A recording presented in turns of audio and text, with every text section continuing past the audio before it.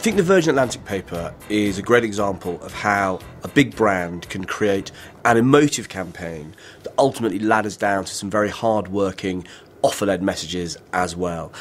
All airlines, including Virgin Atlantic, were facing a perfect storm of business travel being down, consumer confidence being low, leisure travel being down, and oil prices going up. And if you're running an airline, that combination is very dangerous for your business.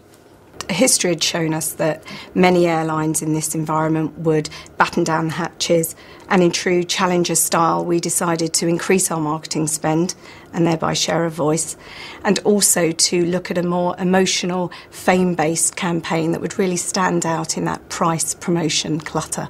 Having a brief from Virgin Atlantic to really communicate the essence of their brand in a compelling, original, distinctive way is a dream brief. And what we've got with the creative work we ended up with is a very pure sense of this is why Virgin Atlantic is like no other airline on earth. And this is why flying is something we should all fall in love with again rather than think of as a chore or a bind. We briefed the agency and we were expecting them to respond in a couple of weeks, and they presented the idea of Still Red Hot as a campaign platform, and I thought, well, that sounds really good. It sort of sums up that virginness that we were looking for. And he read the script through and I just immediately knew, the hairs in the back of my neck were standing up, and I just thought, that's it, it's perfect. And we didn't change a word from the original script to the film we shot. Breeder and Paul realised very quickly that it could be a really, really great commercial. The commercial to filming it all happened in about a month and a half, so it all happened in our terms at relatively high speed, really. We went straight to the chief exec, who has been at the airline since 1989, so really understood what it was to be, Virgin through and through, and he fell in love with it immediately too. And I think his words were, "Great, now you've given me the problem of having to fund it." So I took that as a really strong indication that we were going to proceed. We looked at a number of production companies to do the filming. In the end, really Tractor were the only ones that could really absolutely nail it, because they kind of have a unique view on the world. They have a slightly sort of quirky sense of humour. And also they're so obsessed with getting the casting exactly right. And the attention to detail was perfect.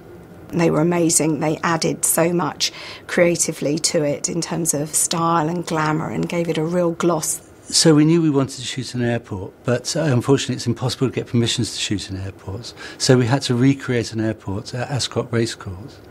We didn't want the focus of the ad to be people pointing out all the inaccuracies that we'd created around the 80s.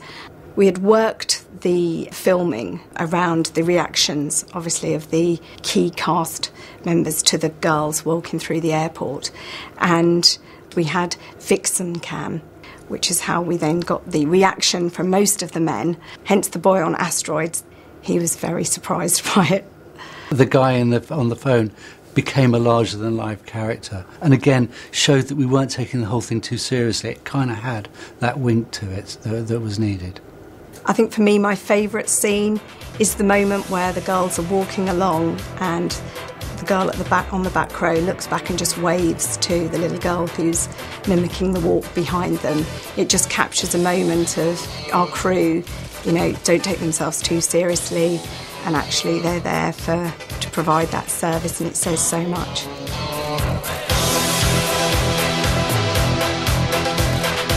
The ad obviously had quite a straightforward narrative, and we filmed pretty much what you'd expect to see, and the first cut was exactly as I would expect. The job that MPC and Tractor did in then really adding that glamour was what really took me by surprise, and when I saw the final edit, between you and me, I cried. For a lot of people, January is a grim and gloomy start to the year, and that January was particularly bad. Huge amounts of negative coverage for the economy and for business in general. And we figured there'd also be a barrage of discount sale advertising as retailers try to shift their stock, perhaps after a disappointing Christmas. And so the decision was made, let's hit January with an exciting, dynamic, bright red vision of how great Virgin Atlantic is, and it really stood out as a result. This meant 60 and 90-second edits, it meant focusing the spend in January, and it also meant identifying particularly premium price programming to make sure that our content was in the best environment to be viewed in the way we wanted it to be viewed.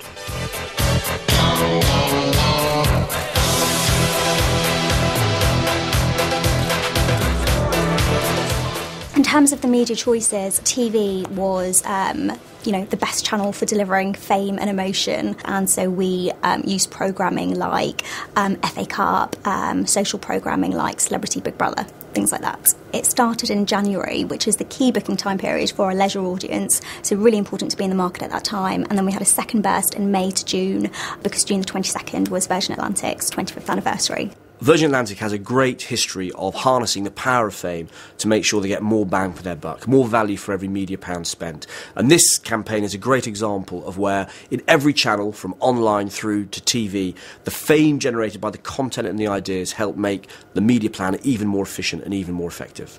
So there was lots of buzz and PR created around this campaign, from PR and press to talking about it on BBC News, and also just in the blogosphere space, people just went absolutely mad for it.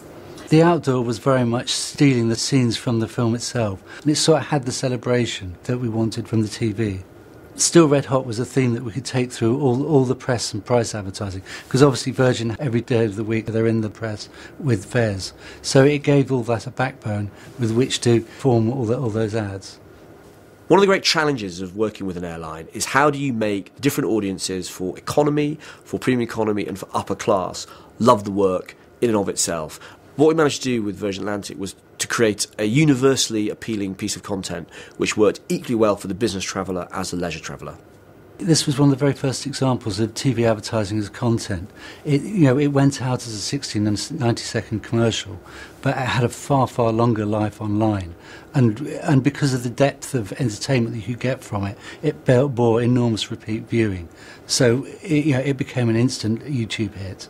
We created a website that housed the big idea. It housed the creative idea, but it also allowed consumers to click into sales offers. The great thing about this campaign is its effectiveness is visible in multiple dimensions. First of all, there's a general talkability. So from PR coverage through to the number of Google searches, through to online buzz, it was clearly a talked about campaign above all else. We had a lot of online impact when the campaign was on air. We had over 700,000 searches, over 100,000 website hits, and people searching for the Virgin brand increased by 500%.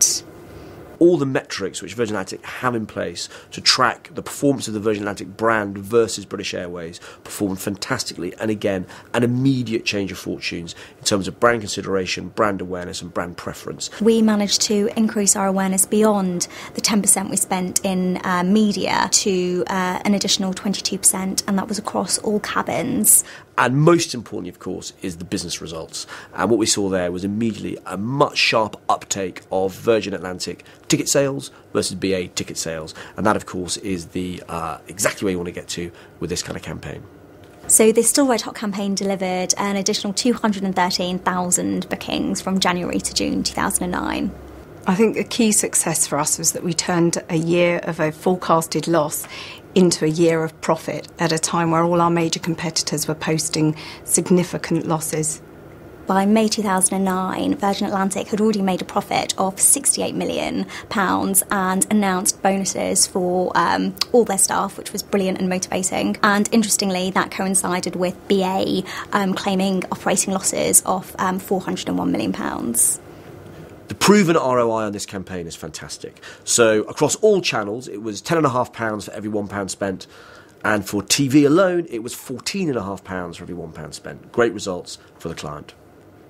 What the Virgin paper does and what the Virgin ad did so fantastically was rediscover the mojo of the brand. It basically said what makes us different is our character and our personality, and it celebrated that in an epic way. But what was particularly interesting was it demonstrated the power of advertising to impact upon business class sales, a kind of joie de vivre, attitude to life, and attitude to flying that actually taps into a business class audience who are meant to be impervious to ads and clearly aren't.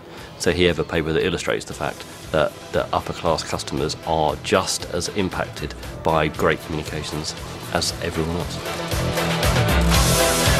I need to change my job. I need to change my ticket.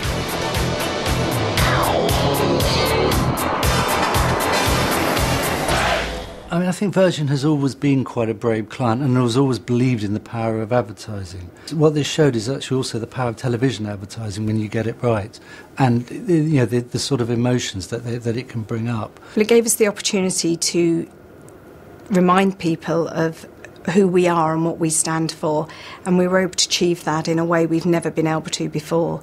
Well, this paper is a good example of marketing in a recession. It talks about how brave the client was. It demonstrates to us that this client is in a very competitive market where they don't have much margin, where price has been shaved off all the time, could have just sat quietly through that 6 months, particularly when BA were on strike, and just took the seats that were coming their way. But instead they chose to use the 25-year anniversary as a platform and to spend their way through the recession, and they did. They got gains in awareness, they got gains in share, they got everything that you would want, and I think they were right to market through the recessionary period. Following the Red Hot campaign, we decided to change our marketing model completely and went from local marketing management to a global creative and media planning. In 2010, we launched our first global campaign. Birds flying high, you know how I feel. Sun in the sky, you know how I feel. Well, I think this does prove that a great creative ad works, and I think we're all human beings, and if we sit down and enjoy a piece of advertising, we believe the brand and actually what the brand's telling us. When you can get enormous emotional resonance out of a good piece of TV, then you can sway a nation with it. One of the things for this campaign is that whilst all channels are important and the growth of particularly digital is at the heart of everything that Virgin Atlantic does, having a fantastic TV commercial at the heart of what you do can really make all those other channels work even harder for the brand.